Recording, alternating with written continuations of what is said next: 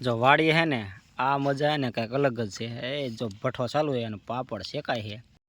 હે ને જો પાપડ શેકાઈ ગયા અને મરચાં શેકાય હે બાલાજીના સિંગ ભજીયા ચવાણું ગાંઠિયાનું શાક પાપડ મરચાં અને બાજરાનો રોટલો તો હે ને આ વાડીએ જોરદાર પ્રોગ્રામ ચાલુ છે આ જો એ ધૂણી ધખાવી હે હસુભાઈ અને જો સિંગ ભજીયાનું શાક બને છે સિંગ ભજીયાનું ચવાણું આ બધા હે ને કંઈક મંડાણા નોખો કંઈક બનાવવા આ બાજુ માવજીભાઈ બધા છે ને ભેગા થઈ ગયા છે અને પાછો છે ને પ્રોગ્રામ છે ને ગોઠવી નાખ્યો છે ભરતભાઈ આવે છે અને બાકી જો આ જામો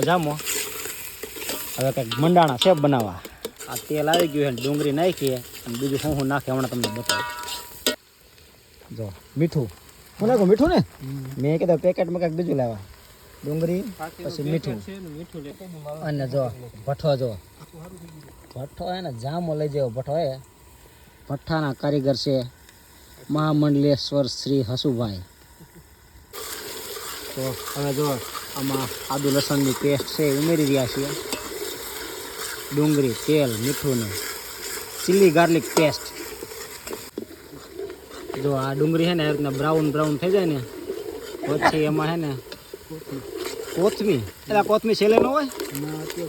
થોડીક સુગંધ માટે અને પછી જો ટમેટા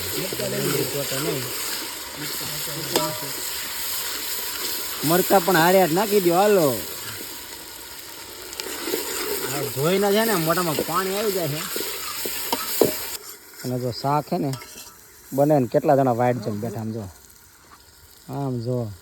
હા હે હાલો હું નાખો હવે ધાણા જીરું પાવડર માપે ધનિયા અલગ ધાણા જીરું અલગ બે મિક્સ ધાણા જીરું પાવડર અને મરચું લસણ વાળું નથી નાખવાનું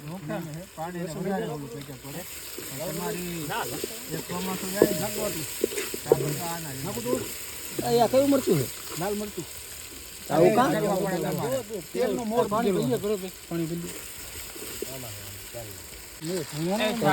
મસ્ત આવો કલર પકડી લીધો છે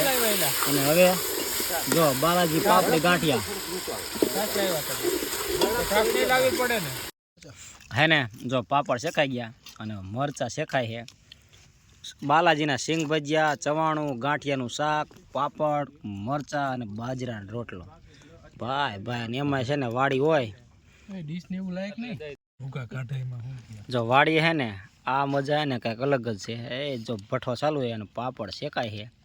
શાક બની ગયું હે અને જો આ પાપડ ભાઈ આ મોજ છે ને